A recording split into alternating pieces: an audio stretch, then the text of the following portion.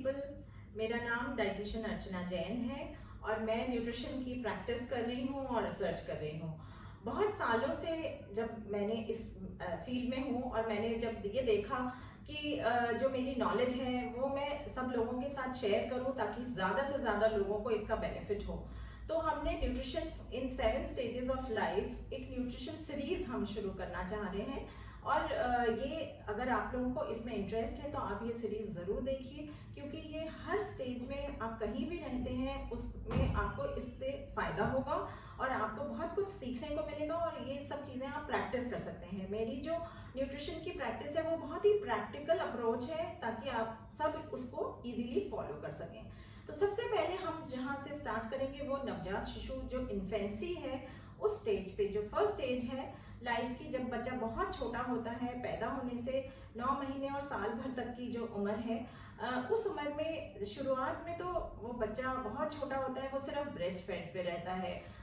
उसके बाद उसकी ज़रूरतें शुरू होती हैं, उसकी इस समय बच्चे की ग्रोथ बहुत फास्ट होती है, तो हमें उसके न्यूट्रिशन का भी बहुत ज़्यादा ध्यान रखना है, प्लस उसकी अदर एक्टिविटीज़, उसका खेलना कूदना, वो क्योंकि वो थोड़ा बहुत बैठने लग जाता है बच्चा, फिर धीरे धीरे घुटने पे चलता है और फिर धीरे धीरे खड़ा होना शुरू करता है।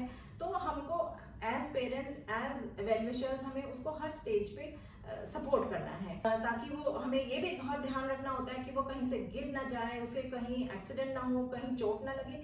प्लस उसके साथ साथ हमें उसके न्यूट्रिशन का भी बहुत ज़्यादा ध्यान रखना होता है, क्योंकि इस स्टेज पे बच्चे को आपके सपोर्ट की ज़रूरत है।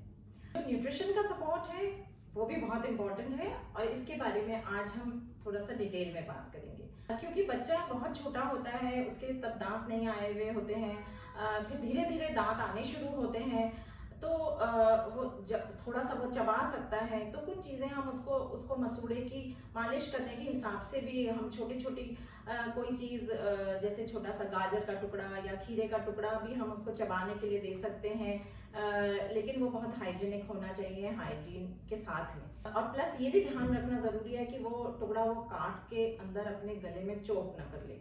जब थोड़ा सा बच्चा बड़ा हो जाता है 8-9 महीने का, तो वो थोड़ा थोड़ा खाने भी लग जाता है, उसके 2-4 दांत भी आ जाते हैं और वो चबा सकता है। तो इस समय बहुत ज़रूरी है कि हम हमारे घर में जो ट्रेंड चलता है, जिस तरह का खाना बनता है उसी तरह का खाना हम बच्चे को खिलाएं, लेकिन उसकी न्यूट्रिशन की ज़रूरतें पूरी होने के लिए हम एक प्रॉपर सिस्टम बना सकते हैं, तो एक प्रॉपर डाइट भी हम उसके लिए फॉलो कर सकते हैं। तो सुबह सुबह जब आप उठते हैं तो एक बार तो उसको ब्रेस्ट फीड या फॉर्मूला फीड दे सकते हैं, फिर ब्रेकफास्ट में हम उसके लिए या प्यूरी बना के, मक्के का दलिया, मतलब एक एक, देखिए ये बहुत ज़रूरी है कि हम सडनली एक साथ बहुत सारी चीज़ें उसके शुरू नहीं कर सकते, हमें एक एक चीज़ करके शुरू करना होता है, बच्चे की एक्सेप्टेबिलिटी देखनी होती है।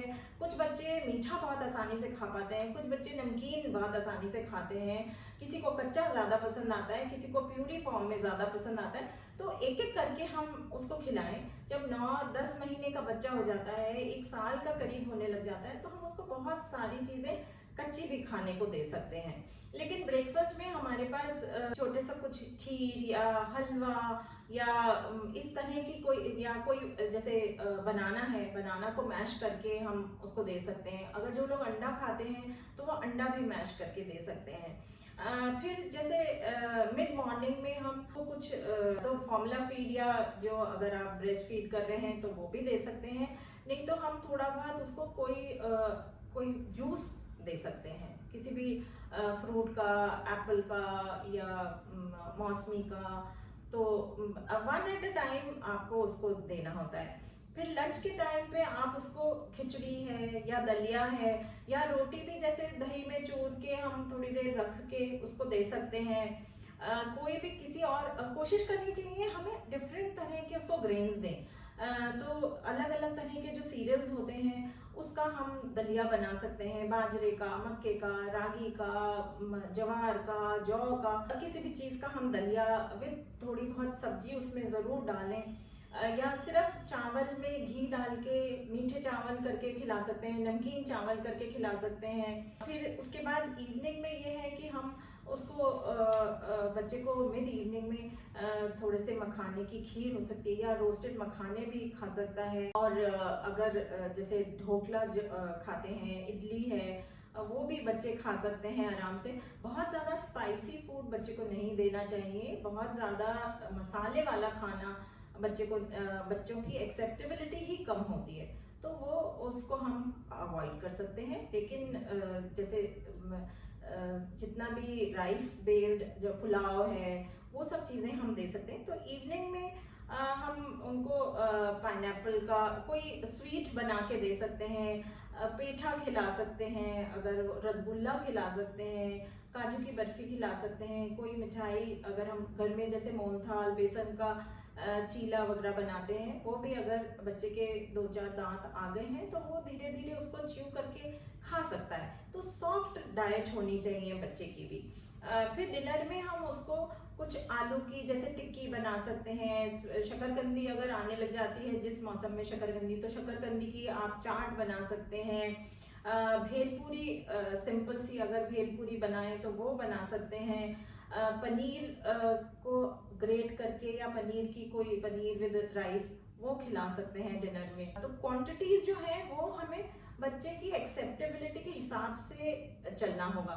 फोर्स फीड बिल्कुल भी ना करें बच्चे को, जितना उसको वो आराम से खा रहा है, खुशी खुशी खा रहा है, आप उसको बहुत ही इंटरेस्टिंग वे में खाना खिलाएं, ताकि उस हर नई चीज का उसको इंटरेस्ट डेवलप हो, नया टेस्ट डेवलप हो। और ज़्यादातर कोशिश ये करनी चाहिए कि अपने साथ बिठा के खाना खिलाएं।